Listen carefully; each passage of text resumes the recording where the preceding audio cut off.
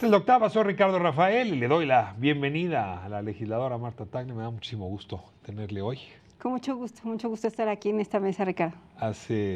Será un par de semanas nos prometimos que estarías aquí en estudio. Marta, te agradezco muchísimo. No, al contrario. Los miércoles lo dedicamos, así lo hemos llamado, miércoles de oposiciones. En realidad la idea es que la pluralidad política del país se escuche en estos micrófonos. Siempre hay quejas, se quisieran escuchar voces solamente de un color o del otro, pero en un intento por desinflamar la polarización, creo que escuchar a quien piensa distinto o a quien piensa parecido siempre es muy saludable, y te agradezco mucho que hoy estés en esta calidad, legisladora de oposición.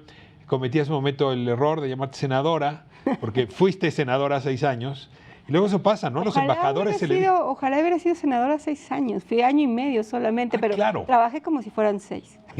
Es que estuviste en la legislatura anterior. Pero entré como suplente y sí, fue solamente año y medio. Pues no parabas. No paraba, pues digo, parecieran 6. ¿De quién fuiste suplente? De Alejandra Barrales, era la suplente. Llegamos por coalición en el 2012 y yo llegué como suplente. Cuando ella pide licencia, entre ellos. Para irse a dirigir el PRD y luego primero ser candidata. Para ir como secretaria de Educación y ya después para irse como dirigente del PRD. Ya.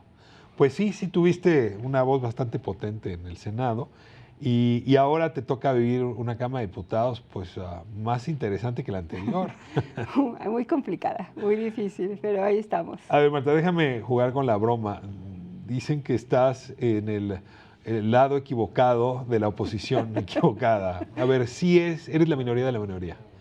No estás en el partido opositor mayoritario, sino uno pequeño, digamos, todavía en su espectro, que es el Movimiento Ciudadano, y en ese partido incluso ha sido una voz disidente. Así es. Entonces parecía que la disidencia es parte central de tu oficio político.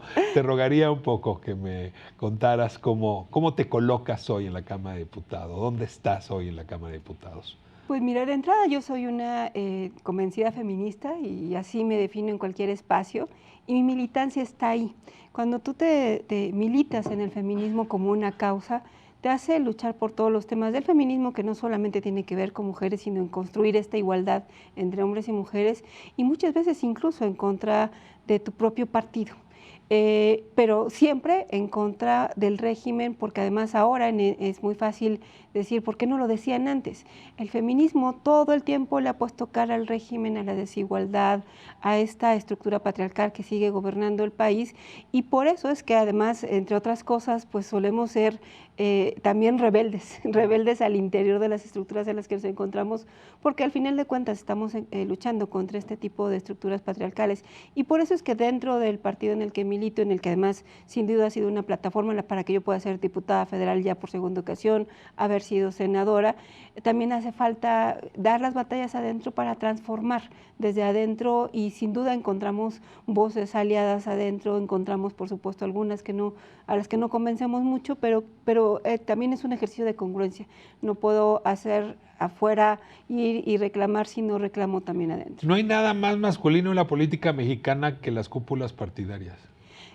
Los que siguen tomando las decisiones son las cúpulas de los partidos, que además están en los diferentes espacios, son los que definen quiénes son los coordinadores de los grupos parlamentarios y al final de cuentas lo que se decide en el Congreso. Entonces siguen siendo las cúpulas de los partidos, que están dirigidas la gran mayoría por hombres o desde un punto de vista machista, los que toman las decisiones en este país. Estoy Eddie Kolpolevsky aquí, que es la única líder de partido hoy mujer, y se la está viendo, como diría bíblicamente, las de Caín.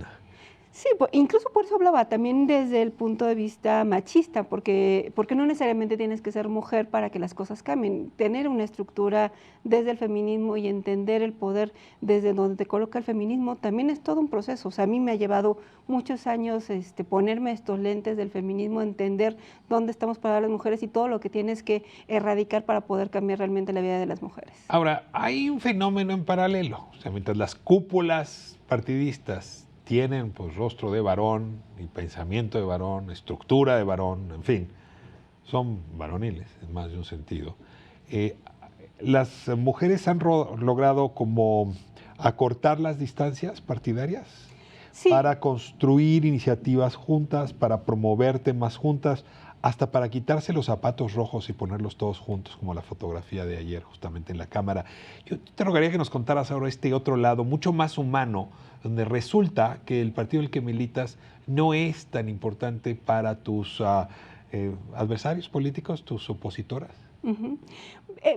Sobre todo porque Movimiento Ciudadano no se ha querido definir como una oposición y me parece una buena decisión. O sea, formalmente no estamos en contra de alguien o no estamos en contra del presidente y tampoco queremos caer en ese discurso. Me parece que esta polarización en la que el presidente es el primero en fomentar de no estás conmigo, estás contra mí, nos coloca en una posición difícil porque también podemos terminar siendo invisibilizados, pero nos interesa más construir para la gente y en ese sentido es una oposición que no necesariamente termina viéndose, pero que ha sido determinante en la Cámara de Diputados para muchos procesos que hemos seguido.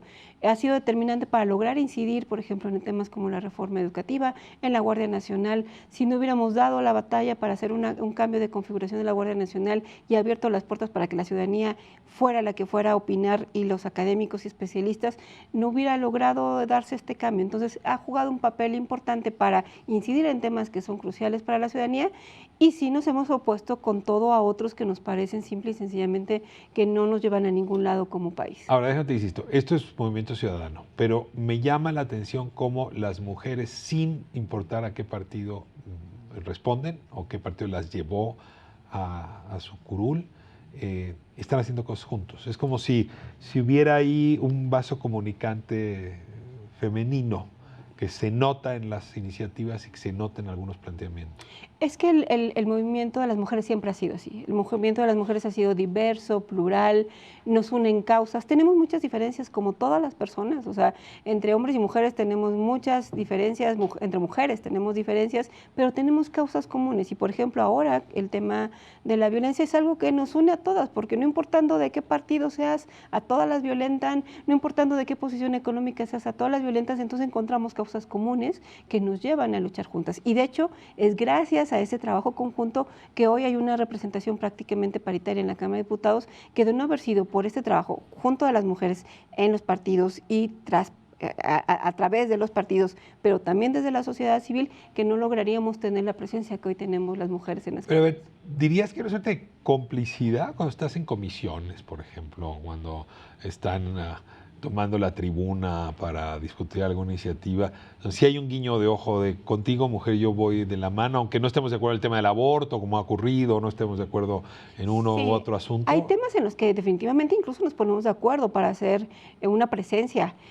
Por ejemplo, recuerdo mucho cuando no se quería subir la discusión en la Cámara de Diputados de los derechos de las trabajadoras del hogar, nos pusimos de acuerdo e hicimos un cacerolazo en plena Cámara de Diputados. Llevamos cacerolas para hacer ruido y eso provocó que sí se discutiera y aprobara ese día, porque era el último día del periodo ordinario y si no se iba a retrasar más la discusión de los derechos de las trabajadoras del hogar.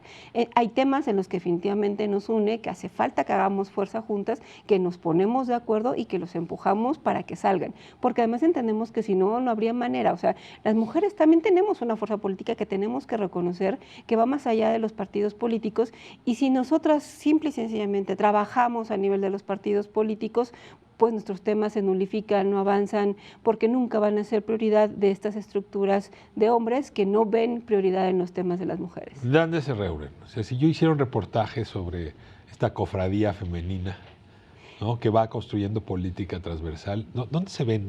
¿Quiénes generan la liderazgo? Va dependiendo de los temas. Hoy en día la tecnología te permite que las activaciones sean casi digitales. Tenemos chats, son espacios virtuales donde nos comunicamos y estamos viéndonos. En el pleno muchas veces nos reunimos cuando incluso hay que actuar de manera inmediata. Por ejemplo, ayer hubo una manifestación y veíamos que querían sacar a una de ellas que era mujer a la fuerza.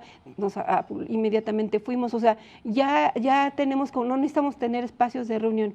Aunque hemos intentado, ha sido un intento del que no hemos cejado, hacer la bancada de mujeres, o sea, formalmente constituirnos como la bancada de mujeres con una agenda propia, porque eso nos iba a llevar a que esta legislatura de la paridad nos permitiera avanzar realmente en los temas de la igualdad sustantiva. Por las diferentes formas y lugares donde venimos las mujeres, eso ha sido muy difícil. Pero ahora, la presidenta de la Cámara Laura Rojas convocó a un esfuerzo que me parece muy interesante, que es un grupo de trabajo por la igualdad sustantiva, donde hay una diputada que envió cada grupo parlamentario, que viene con el mandato de su grupo parlamentario y que nos estamos reuniendo cada semana o cada 15 días. ¿A ti te tocó ser la representante? A mí me tocó ser representante de Movimiento Ciudadano. Bueno, valdrá la pena hablar con calma de la agenda que viene. En concreto, sí me gustaría mucho que habláramos del tema de feminicidio. Y bueno, pues esta medida que merece discutirse sobre si aumentar las penas y poner 65 años máximo por feminicidio hace que disminuyan los feminicidios o es una fuga hacia adelante que en realidad evita tomar responsabilidades más serias, pero serás tú y el debate que están teniendo ustedes en la Cámara quienes compartan con la audiencia los argumentos, no yo. Déjame irme a corte y regresamos un momento. Estamos con Marta Tagle y es legisladora por Movimiento Ciudadano, diputada, fue senadora, 2 veces diputada y se define a sí misma esencialmente feminista. No se vaya.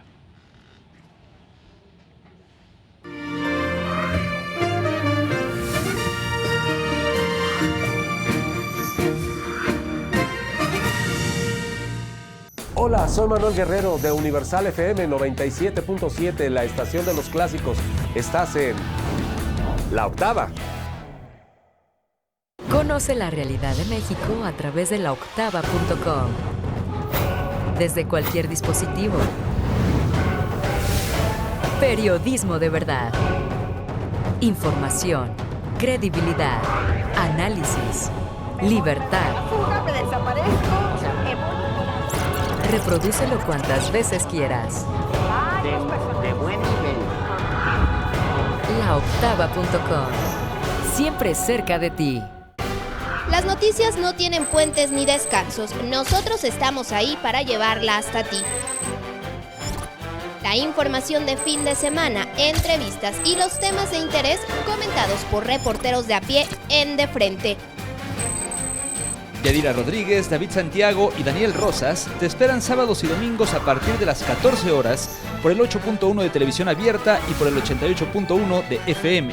La Octava, siempre cerca de ti. Todas las mañanas acompaña a Jesús Escobar y a Pancho Parra en el Maña News. Un espacio donde se analizan las noticias de manera dinámica y amena. Te damos todas las herramientas informativas para empezar el día. Además, las mejores entrevistas. De lunes a viernes, a partir de las 6 horas. La Octava, 8.1 de tu televisión abierta y en YouTube, La Octava TV. Tengo el gusto de que esté con nosotros Beatriz Pereira, reportera de Proceso. Esto ya dejó de ser algo periodístico. Esto ya es... La Cuarta T investigó a la Cuarta T y descubrieron la corrupción. Es la Rosario Robles del deporte, es la Rosario Robles de la administración de Andrés Manuel López Obrador. Tiene que ser sancionado, es lo que toca, Julio, es lo correcto. Este país ya no aguanta más impunidad. Julio Astillero, de lunes a viernes, a partir de las 13 horas. La Octava. Una cosa es no querer decirles nada y otra cosa es decirles de todo. Una cosa es dejarla salir y otra cosa es ahogar las penas en un vaso. Una cosa es disfrutar conectado y otra cosa es vivir esclavizado. ¿Y tú qué eliges? La decisión es tuya. Escuchemos primero. Juntos por la paz. Los periodistas. ¿Quién es el hombre con tanto dinero como para haber escondido a Emilio Lozoya pues varios meses en esa zona de las más exclusivas, al menos de España, donde una propiedad vale 54 hasta 54 millones de dólares? Es una de las preguntas que se pueden revelar en las siguientes horas. El mejor análisis de los temas públicos. Los periodistas. Lunes a viernes, a las 18 horas. La Octava.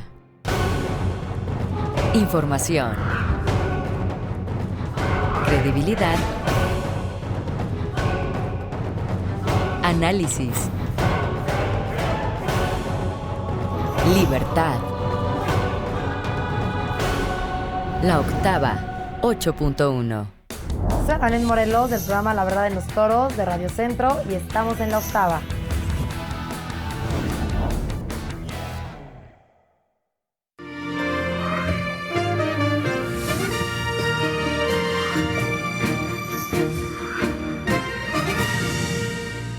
estoy de vuelta con la diputada Marta Tagle en este miércoles de oposiciones. Esto es la octava. Soy Ricardo Rafael. Marta, muchísimas gracias por estar con nosotros. Se aprobó ayer incrementar penas, incrementar años de prisión para delitos como el feminicidio, justamente, acoso y algunos otros. Y veo algunas diputadas que han salido, incluso han tomado la palestra, déjame llamarlo así, ¿no? El micrófono de las redes sociales para decir que en realidad no resuelve nada. Es decir, si yo le amenazo a alguien que en lugar de tener 50 años va a tener 65, es muy poco lo que inhibe. Y que, esto habría que añadirlo, y que centrar la atención en crecer las penas lo que hace es distraer de otras medidas preventivas, de atención y de responsabilidad del propio gobierno, del propio Estado, que tendrían que estar puestas en marcha. Me encantaría tu reflexión. Tú votaste a favor de incrementar las penas. Sí, yo voté a favor porque básicamente subieron el día de ayer al Pleno 8 dictámenes de consenso. O sea, los acuerdos que se tienen en la Junta de Coordinación Política es que a pesar de que tengamos un montón de iniciativas, solamente suben donde hay acuerdo. Y el acuerdo de los coordinadores había subir este tipo de dictámenes que coincidieron pues con la enorme discusión que traemos con respecto al feminicidio. Pero coincido totalmente, y de hecho lo he manifestado, que tener más años de cárcel no va a resolver nada.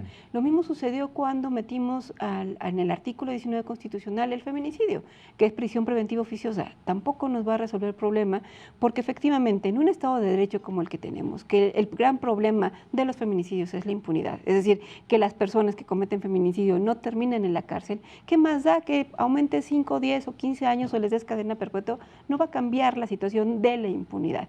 Y el otro gran tema es que cuando hablamos de feminicidio, y ese es el gran debate que traemos desde que hablamos incluso hace 15 días y que de esa fecha han pasado muchas cosas, es que el feminicidio tiene que ver con qué tenemos que hacer para evitar llegar al feminicidio. O sea, hablar de feminicidio implica, entre otras cosas, y hoy lo explicaba en una mesa muy interesante Marcela Lagarde, quien acuñó el concepto, que ha habido una responsabilidad del Estado antes y después.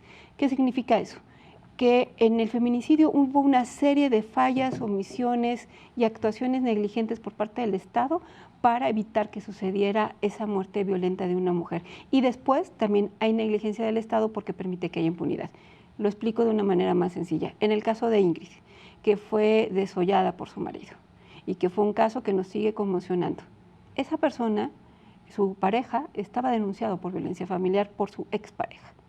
Si el Estado hubiera atendido esa denuncia de manera correcta, seguramente hubiéramos evitado que a Ingrid la asesinara. O sea, las alarmas tempranas no las estamos escuchando. O sea, hay un problema de escucha. Déjame ponerlo más fuerte.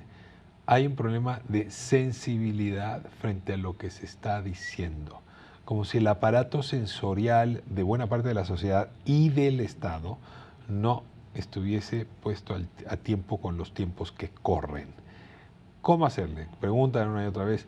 ¿Qué soluciones plantea la diputada? Y te lo digo con franqueza, no solamente legislativa, es decir, cómo hacer que el aparato en general se mueva a escuchar las alarmas cuando tiene que escucharlas y a reaccionar a partir de ellas. Pues yo creo que de entrada lo primero que tenemos que entender es la emergencia en la que nos encontramos. Mucha gente también en las redes nos reclama, no, pues es que hay mucha violencia, hay muchas más muertes de hombres diariamente, incluso hay más niños desaparecidos hombres, ¿por qué solamente preocuparse por las mujeres? No es que nos preocupemos solamente por las mujeres, sino es por lo que implican este tipo de asesinatos de mujeres que no son asesinatos comunes. Son asesinatos donde hay un odio, donde hay una venganza por parte de los hombres, donde te matan los hombres con los que trabajas o con los que tienes una relación sentimental, en los lugares donde te deberías de sentir segura, en tu hogar. Ese tipo de violencia. Las escuelas, está habiendo una gran cantidad de violencia. Además hubo antes otros tipos de violencia, hubo abuso, hubo acoso. Entonces por eso le tenemos que poner el foco primero ahí. Ahora, la pregunta que te hacen pues tiene que ver con que desde el punto de vista del presidente está haciendo todo su gobierno y él mismo en contra de la violencia de género, el feminicidio, y del otro lado el movimiento o los movimientos o los feminismos le dicen no, usted no está haciendo lo suficiente, y ahí te rogaría, pues obligándote a preguntar, si tú fueses la habitante de Palacio Nacional, ¿qué harías? ¿Cómo te comunicarías? ¿Qué medidas tomarías para satisfacer las demandas que se están presentando. No, y tengo que decirlo que no solamente no está sucediendo lo suficiente, sino que en el tema de feminicidio no está haciendo nada. Y eso que venimos de un gobierno total y absolutamente simulador. El gobierno de Enrique Peña Nieto simuló que hizo muchas cosas y simple y sencillamente no resolvió. Y el presidente actual no solamente no está haciendo lo suficiente, sino que está haciendo lo contrario. En este ánimo de deshacerse de todo lo pasado, porque viene de los gobiernos de corrupción, porque viene del neoliberalismo, incluso lo dijo con el tema de feminicidio, se está deshaciendo de las instituciones que las mujeres creamos, que tampoco funcionaban de manera correcta, pero en lugar de ponerlas a andar, las está desmantelando. Pero ¿cuál? Si la mujer está funcionando bien, ¿no? Nadine Gassman, por ejemplo, ha venido aquí, está haciendo un trabajo muy serio. ¿Cuáles instituciones? Pues mira, de entrada, los temas de los presupuestos están simple y sencillamente total y absolutamente desaparecidos. O sea, se metió en el presupuesto de género los programas insignia del gobierno y pretendiendo que porque van para mujeres y hombres, esos son temas de género. Y no es cierto. Y los programas dirigidos a atender las violencias de género no están siendo etiquetados. Cuando se inició la Ley General de Acceso de las Mujeres a una Vida Libre de Violencia, se habían puesto recursos para cada una de las acciones que marca la ley. Por ejemplo, si estamos hablando de que tenía que haber atención médica psicológica de 24 horas, decíamos, eso necesita recursos, necesita gente, recursos humanos para estar atendiendo una situación de emergencia. Tenemos que ponerle dinero ahí. Ahora ya no hay dineros en ese tipo de programas. Nada más hacerle al abogado del diablo. A ver, este es un fenómeno que atiende mayoritariamente el gobierno local. Si donde tendría que haber mucho dinero es en los gobiernos estatales para estos rubros. Lo que puede hacer el gobierno federal, la verdad es que no es tanto en estos rubros que estás mencionando. ¿Cómo resuelves el asunto? ¿Tú harías partidas del gobierno federal que fueran para estos asuntos? Es que hay partidas, o sea, sí hay formalmente partidas porque todo el tema de bienestar, o sea, lo que hay que entender, y en eso tiene razón el presidente, que es un asunto estructural, que no solamente depende de un asunto de policías, no, o sea, hay incluso que generar infraestructura. Y hay partidas en bienestar, las propias becas que él da deberían de ser con otro enfoque. Por ejemplo, en el tema de las cuidadoras necesitamos un sistema de cuidado para que las personas que se dediquen al cuidado haya recursos ahí. Es decir, sí desde donde él está puede destinar recursos, pero efectivamente no solamente es una responsabilidad de él. Pero cuando me preguntan qué es lo que harías si tú estuvieras en el Palacio Nacional, de entrada reconocer la emergencia en la que nos encontramos y convocar a una situación de emergencia. ¿Y eso qué significa? Que imaginemos, por ejemplo, qué estaríamos haciendo en este momento si se hubieran detectado 10 casos de coronavirus. Se activaría inmediatamente todo el aparato del Estado. Bueno, los datos nos indican que 7 de cada 10 mujeres han sufrido algún tipo de violencia. Están diagnosticados y de acuerdo a la violencia feminicida, esos 7 casos de violencia feminicida, de violencia se pueden convertir en violencia feminicida. En lugar de atenderlos para que no se convierta en una muerte, como sucedería con un virus, simple y sencillamente no les hacemos caso. Necesitamos actuar de manera emergente y ahí participan todos los gobernadores, todas las autoridades del Estado, el Poder Judicial, el Poder Ejecutivo y también la iniciativa privada. ¿Qué sucede? Por ejemplo, sucedió cuando la alerta de influenza. La iniciativa privada también entró a participar y también los ciudadanos. En los lugares donde se ha decretado... ¿Te gustaría ver al presidente abanderando el asunto? Convocando. Porque en un país como el nuestro, donde además lo veo cotidianamente en la Cámara de Diputados, no pasa nada si no es algo que le interesa al presidente. O sea, tenemos un sistema presidencial cada vez más presidencialista en esta administración. No pasa nada si el presidente... O sea, él define qué transcurre por la agenda pública y qué no. No él, pero la gente que está alrededor de él, con tal de complacerlo. Por ejemplo, se acaba de aprobar en comisión una reforma para que ahora puedas enajenar bienes por sorteo, para validar el tema del sorteo del avión, para cumplir con lo que el presidente dijo. Van inmediatamente, meten una iniciativa y va a avanzar la iniciativa y se va a aprobar porque tienen los votos para sacarla, ¿no? Porque todos responden... No es una mala idea. Pues van a sortear bienes nacionales. O sea, se modifica la ley de bienes nacionales y se pueden enajenar bienes nacionales, o sea, enajenarlos vía sorteo. ¿Como el Palacio Nacional lo podríamos rifar? Bienes nacionales, toda la amplitud de lo que son bienes nacionales. O sea, estamos modificando la ley de bienes nacionales. No, y se pueden vender. Se pueden licitar, pero debe haber una licitación pública. Y ahora puedes saltarte la licitación y sacarlo en rifa. Y sacarlo en rifa. Y incluso los mismos que propusieron la corrupción pueden ir a comprar los cachitos. Pero lo que quiero decir con esto es que sí estamos en un sistema donde desafortunadamente todo depende de lo que dice el presidente. Y si tenemos un presidente que todos los días, o por lo menos desde que inició esta crisis del tema de los feminicidios que se le ha estado reclamando constantemente, sigue sin entenderlo, sigue minimizando el problema, sigue culpando a otros del problema o incluso queriendo desviarlo, entienden que esa es la señal. Ahora, a ver, hay un problema de entendimiento entre las partes, ¿no? Déjame regresar al 189 de la OIT, ¿no? Que es el que tiene que ver justamente con trabajadores del hogar. Es un asunto que periodística y personalmente me ha tocado darle seguimiento pues desde la época de Enrique Peña Nieto, donde pues casi todo su gabinete que pesaba estaba en contra, excepto Osorio Chong, que dijo que lo iba a echar adelante y nunca pudo. Sí, comprometió y no lo sacó. Humberto Castillejos, que llevaba la oficina jurídica, lo dijo muy claro, sobre mi cadáver, que eso se aprueba. Y entra este gobierno y de pronto sí hay una mirada totalmente distinta a trabajadores del hogar. Es decir, tienes un gobierno que en este tema puede reclamarte, es que sí estoy haciendo cosas que no se hacían, reconócemelas al menos y no me vuelvas responsable de todo lo que ocurrió en el pasado. Si es que uno a veces oye las partes, hay algo como que le falta justicia a los vocablos de cada uno de los interlocutores. Y ahí es donde uno puede entender también que el presidente se desespera y diga, oiga, pero yo estoy haciendo cosas, no me ponga en el mismo caldero donde ponían a los otros. Sí, pero por ejemplo, el tema de trabajadoras del hogar, evidentemente él se pudo oponer y suceder lo mismo que sucedió con Enrique Peña Nieto, pero justo porque tú estás conoces todo el activismo que ha habido detrás de trabajadoras del hogar, en realidad no fue algo que él empujó, simple y sencillamente no lo detuvo. Él y su gobierno, porque incluso en su gobierno hay gente con la que se trabajó durante mucho tiempo desde que SOE estaba en el Seguro Social. el piloto sí se tiene que asignar al esfuerzo de Germán Martínez, en este momento, y ahora SOE Robledo, es decir, sí es este gobierno. Sí, pero a lo que me refiero es que ha habido, o sea, ellos pudieron detenerlo, sin duda, pero sí ha habido una fuerza muy importante. Y aún así, sin duda reconocemos que el tema de las violencias de género vienen de mucho tiempo atrás y hay que además decirlo de manera particular, crecieron a partir del 2007 con la guerra de Calderón. Y sí lo digo, o sea, los datos lo dicen, aumentaron de manera totalmente exponencial las muertes de mujeres y de la violencia generalizada en el país a partir de esta guerra que Calderón inició, y eso se ha venido degradando el tejido social hasta estar en los momentos en los que nos encontramos. Marta, nos quedan pocos minutos y me importa mucho que me hables del futuro de MC. Decías hace un momento, no es un partido de oposición, pero sí es.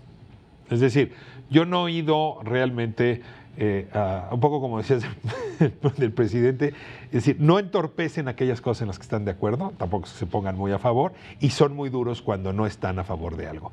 Pero en efecto es un partido de izquierda, de centro izquierda, socialdemócrata, al que le va a costar trabajo distinguirse en el 21 y en el 24, cuando la mayoría es de izquierda, aunque sea una izquierda distinta, pero lo pongo más complicado. Cuando los líderes, Dante Delgado, por ejemplo, pues en otras épocas estuvieron muy cerca de Andrés Manuel López Obrador, y probablemente porque a esos dos personajes no les fue bien en su aventura conjunta, hoy no están trabajando juntos.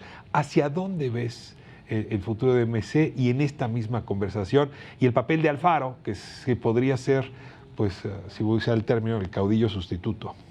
Mira, sí, sin duda ha sido complicado hasta el momento porque digo, existe un papel de polarización que además hoy en día se refleja claramente en la Cámara entre Morena y el PAN.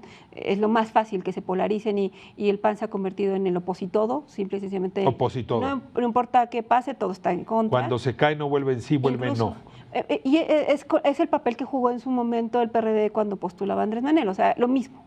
Y en esa posición un papel de Movimiento Ciudadano sin duda no es sencillo, pero además hemos definido de manera muy clara que lo que nos tiene que identificar es una agenda, y hemos identificado una agenda para, a partir de este momento, que sea no solamente de Movimiento Ciudadano, sino que sea la agenda de la ciudadanía. ¿Por qué? Porque los temas que nosotros traíamos, efectivamente mucho tiempo los compartíamos con el mismo grupo del ahora presidente López Obrador, pero que con la fuerza que él trae, pues es mucho más fácil que los reflectores vayan para aquel lado. La agenda de Movimiento Ciudadano fue desde siempre contra la corrupción, contra los privilegios. Fuimos los primeros en presentar ese tipo de iniciativas de disminución de recursos a los partidos. ¿No podría volverse una fuerza que muy rápido se la trague un solo actor? Es decir, sí, la importancia que tiene el gobernador Alfaro dentro de MC, la cantidad de diputados que tiene, la cantidad de votos que obtuvo en Jalisco, que jale al partido completamente a sus intereses. No, sin duda ahorita tiene un peso indudable porque es el que más votos le ha aportado Movimiento Ciudadano, pero se están construyendo muchas otras fuerzas regionales. Y eso también nos va a dar... Muchas otras son Nuevo León. No, pero también tenemos diputados locales en diferentes lugares, a lo mejor no son los grandes estados, me refiero al número de Es un partido que está en Veracruz, Nuevo León, Jalisco y en la Ciudad de México, más o menos ahí están.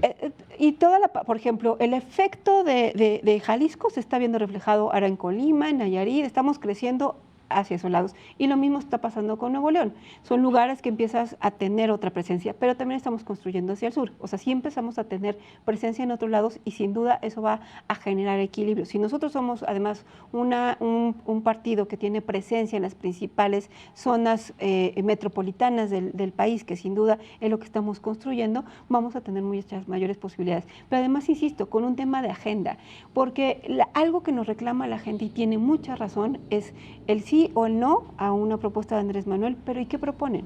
Y entonces por eso nuestra intención durante lo que viene por delante es poner sobre la mesa los temas en los que nos interesa trabajar. Y sin duda está la agenda contra la corrupción, pero también hemos asumido de manera muy importante que vamos a impulsar la agenda de las mujeres, la agenda medioambiental y por supuesto el tema de salud. Me presionan para irme, pero tengo una última pregunta fundamental.